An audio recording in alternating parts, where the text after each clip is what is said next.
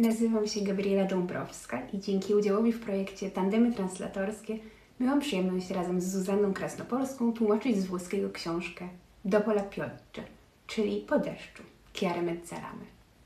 To bardzo aktualna opowieść. Rozpoczyna się u kresu fali letnich upałów, kiedy na wypaloną słońcem ziemię spadają pierwsze krople deszczu. Ulewy jednak szybko przybierają na sile. Zbierający Tyber wylewa, zalewa Rzym i całe Lacjum. Dla bohaterów Eleny i Ettorego świat, jaki znali, właśnie się kończy. Ich małżeństwo stoi na skraju rozpadu. Dzieci zbyt szybko dorastają. Wszystko to, co dotąd było stabilne i znajome, nagle staje się niepewne. W tej nowej rzeczywistości ich podróż w poszukiwaniu schronienia staje się okazją do spotkań, refleksji, przemian. Z jednej strony jest to historia bardzo osobista, o kryzysie relacji i potrzebie zdefiniowania siebie na nowo.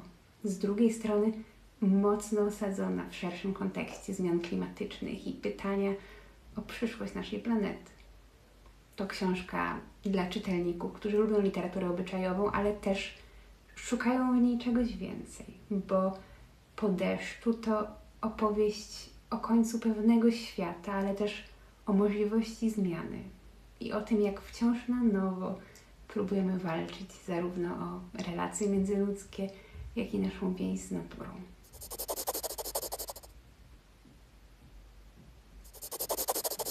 W tłumaczeniu najbardziej lubię chyba to, że nigdy nie jest to proces zamknięty. Nawet jeśli kończy się ze względu na terminy, tak naprawdę nigdy jest ostateczny.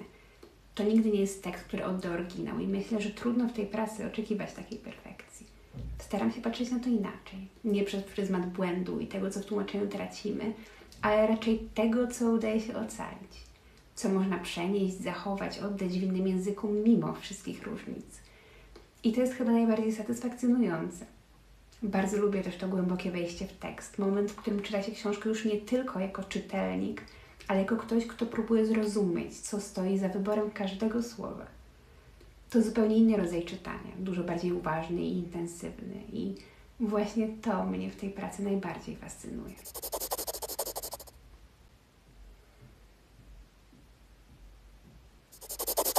Jestem jeszcze na dość początkowym etapie mojej przygody z tłumaczeniem, więc nie mam jednej wypracowanej metody. Myślę, że to raczej coś, co przychodzi z czasem.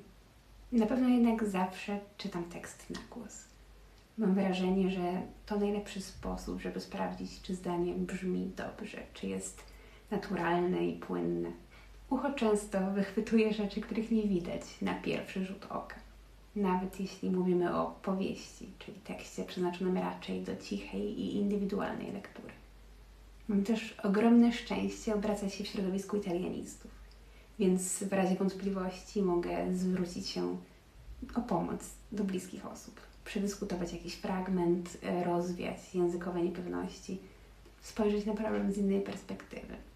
Te rozmowy są dla mnie bardzo ważną częścią pracy i często prowadzą do najlepszych rozwiązań.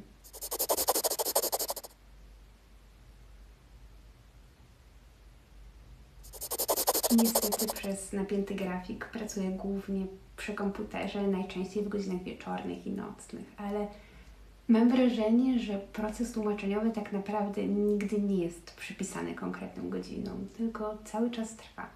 Nawet kiedy wstaję od tekstu i zajmuję się codziennymi sprawami, coś z tyłu głowy cały czas pracuje. Czasem w ciągu dnia nagle przychodzi mi do głowy jakiś pomysł, który zupełnie zmienia moje spojrzenie na dany fragment. Czasem wydaje się genialny, a potem wieczorem go odrzucam, żeby następnego dnia znaleźć jeszcze inne rozwiązanie. To jest taki ciągły proces gdzieś w tle. Właściwie nigdy nie jestem całkiem poza tłumaczeniem. Bardzo lubię głęboko zanurzyć się w tekście, bo mam poczucie, że większość odpowiedzi jest właśnie w nim. Oczywiście konteksty, realioznawstwo czy dodatkowe źródła są bardzo ważne, ale najważniejsze pozostaje wierność temu, co jest już tam, w strukturze tekstu, której nie trzeba w żaden sposób dodatkowo ubogacać.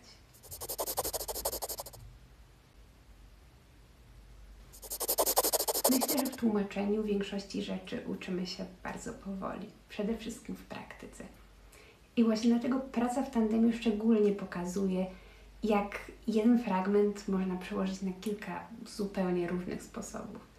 To spotkanie z innym spojrzeniem uczy elastyczności, pokazuje rzecz może oczywistą, ale to, że nie zawsze istnieje jedno najlepsze rozwiązanie.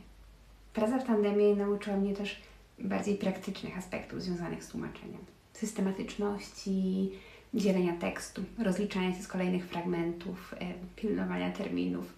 To coś, czego można nauczyć się samemu, ale dopiero współpraca z drugą osobą wprowadza pewien rytm i odpowiedzialność, nie tylko za własną pracę, ale też za wspólny efekt.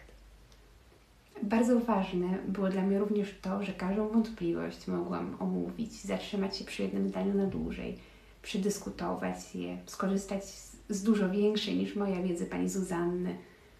Czasem się nie zgodzić, a czasem dojść wspólnie do rozwiązania, na które żadna z nas nie wpadłaby samodzielnie. To uczy pokory wobec tekstu, ale też daje dużą pewność, że ten ostateczny wybór jest przemyślany. I chyba właśnie to jest dla mnie najcenniejsze.